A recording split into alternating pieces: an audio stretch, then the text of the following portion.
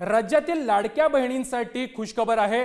लाडकी बहीण योजनेचा हप्ता येत्या आठवड्यामध्ये जमा होणार आहे। मार्च महिन्यानंतर नवीन आर्थिक वर्ष सुरू होत असल्याने तांत्रिक कारणास्तव एप्रिल महिन्याचा हप्ता हा थकलेला होता। नवीन आर्थिक वर्ष सुरू झाल्यामुळे आता हप्ता थकणार नसल्याची माहिती देखील सरकारकडून देण्यात आली आहे।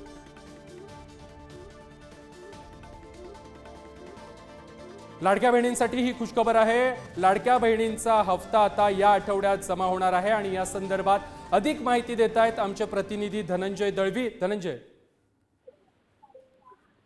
नक्कीच आपण जर पाहिलं तर लाडक्या बहिणीला अक्षय तृतीयेला हप्ता मिळणार अशी चर्चा होती। मात्र आपण जर पाहिलं तर आता या लाडक्या बहिणीला एप्रिल महिन्याचा हप्ता जो आहे तो येत्या आठवड्यामध्ये त्यांच्या खात्यात जमा होणार आहे। मार्च महिन्यानंतर नवीन आर्थिक वर्ष सुरू होत असल्यामुळे तांत्रिक कारणास्तव एप्रिल महिन्याचा हा हप्ता थांबला होता।